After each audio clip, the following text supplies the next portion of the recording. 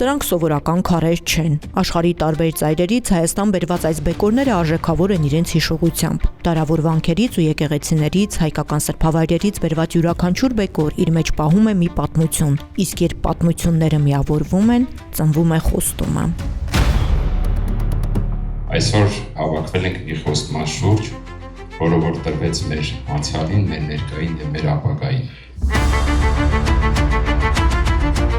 Մատենադարանում Մաշտոցի անվան հին ձեռագրերի գիտահետազոտական ինստիտուտում խոստում համահայկական նախաձեռնության պաշտոնական մեկնարկի արարողությունն է։ Երկարաժամկետ այս նախաձեռնության նպատակն է ստեղծել ազգային եւ հոգեվոր արժեք, որը կփոխանցվի սերնդեսերունդ, միավորելով հայերին իրենց հավատքի, պատմության, մշակույթի ու արմատների շուրջ։ Այսօր եկել է ժամանակը, որ հիշելով մեր անցյալը նայենք դեպի ապագա։ Ոչ թե մոռանալով մեր պատմությունը, այլ մեր պատմությունը մեզ հետ տանելով։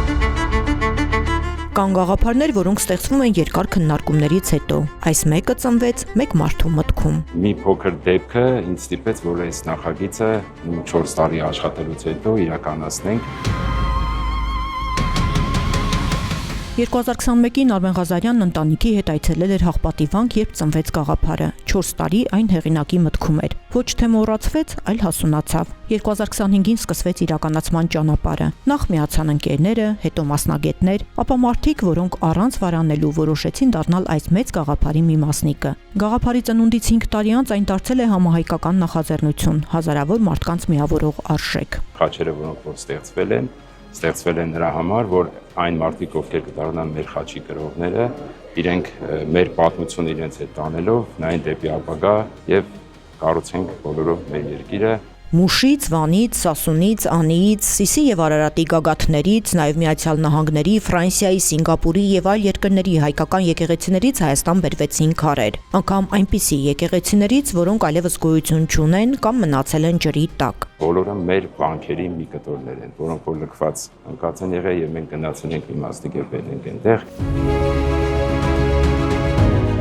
Հեշտ չէր խաչերի ստեղծման աշխատանքը, ամիսներ տևած հարյուրավոր փորձարկումներ, տասնյակ լուծումներ, մինչև ծնվեց այն տարբերակը, որն այսօր կոչվում է խոստում խաչ։ Յուրաքանչյուր դետալ մշակվել է առանձին։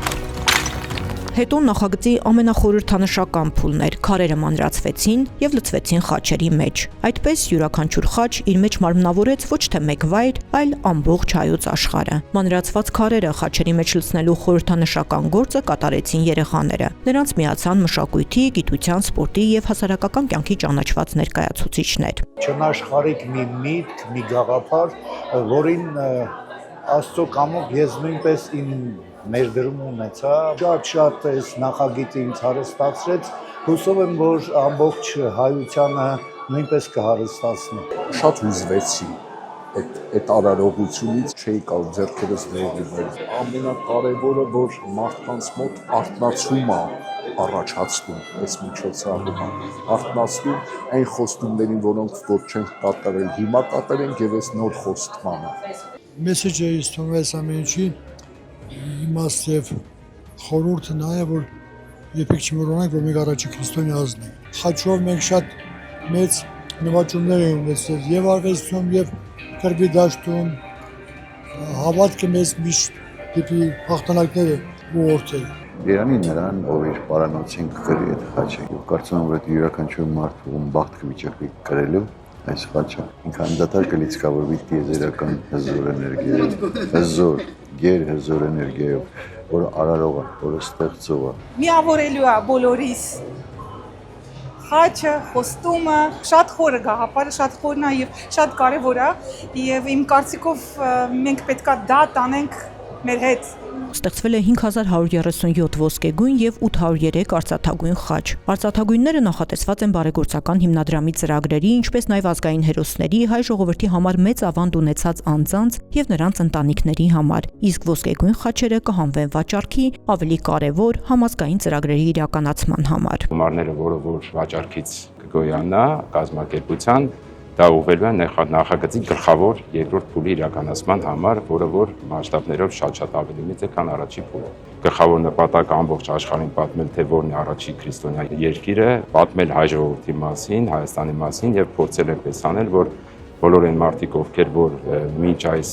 գնում են Երուսաղեմ ուխտագնացան այլ երկրներ, կան Հայաստան, իմանան Հայաստանի մասին։ Նախագծի հեղինակները շեշտում են, խոստումը միայն խաչի մասին չէ։ Խաչը խորհրդանիշն է, իսկ գլխավոր արժեքը այն խոստումն է, որը մարդը տալիս է ինքն իրեն, հիշելով իր անցյալը եւ պատասխանատվությամբ նայելով ապագային։ Այստեղ մի քիչ բաց ենք թողել անկեղծ որ ասեմ, որ ամեն մարդ երբ որ կկրի խաչը իր կրծքին,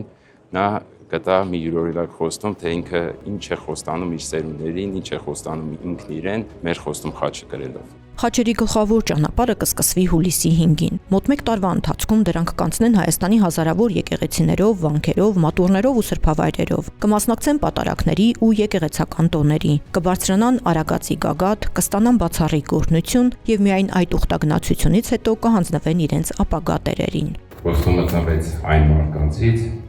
ովքեր որ հավատացին, որ այս ժողովրդի լավագույն օրերը դեռ առջևում են։ Շնորհակալ եմ։ Խոստում խաչի արժեքն ու բացառիկությունը ոչ թե արտաքին տեսքն է, այլ դրա ներսում ամփոփված պատմությունը։ Այդ պատմությունը սկսվում է քարերից, բայց շարունակվում է յուրաքանչյուր մարդու տված անձնական խոստմամբ։ Տարիներ հետո խոստումը կրողներն այն իրենց սերունդներին կփոխանցեն ոչ միայն որպես խաչ, այլ որպես ընտանեկան ժառանգություն, որն իր մեջ կրում է մի ամբողջ ժողովրդի հիշողություն ու պատմություն։